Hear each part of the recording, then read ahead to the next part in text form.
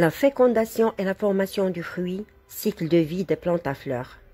La fécondation conduit à la transformation d'une cellule œuf qui se développe pour donner un embryon qu'on retrouve au sein de la graine.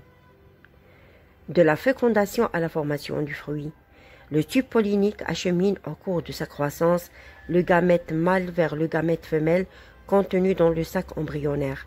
La fécondation aboutit à la formation d'une cellule œuf qui se développe pour donner un embryon. Par la suite, la fleur se transforme en fruit. Les pièces florales disparaissent, les sépales, les pétales, les étamines et l'ovaire subit une croissance importante. Les ovules se transforment en graines. Chaque graine contient un embryon, des réserves nutritives et des enveloppes. La germination de la graine, cycle de vie. L'embryon comporte deux petites feuilles, une tigelle, petite tige, et une radicule, petite racine. Au cours de la germination, la graine absorbe une grande quantité d'eau et passe d'une vie ralentie à une vie active. L'embryon poursuit son développement et sa croissance en consommant les réserves nutritives de la graine. La croissance de la tigelle et de la radicule et les feuilles donnent naissance à une plantule. Avec le développement des feuilles et des racines, la nouvelle plantule devient autonome pour sa nourriture. Les étapes du cycle de vie chez les plantes à fleurs.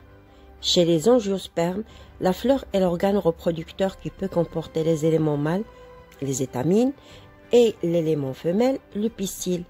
Les étamines libèrent des graines de pollen. Le pistil comporte un ovaire qui contient des ovules contenant eux-mêmes chacun un sac embryonnaire. Le sac embryonnaire contient l'oosphère qui est le gamète femelle. Après la pollinisation, la germination du grain de pollen aboutit à la fécondation qui a lieu au sein du sac embryonnaire. Après la fécondation, les pièces florales régressent, l'ovaire se transforme en fruit, les ovules se transforment en graines. La graine contient un embryon et des réserves nutritives, le tout est entouré par des enveloppes protectrices. Après une période de vie ralentie, la germination de la graine donne une nouvelle plantule issue de la croissance de l'embryon.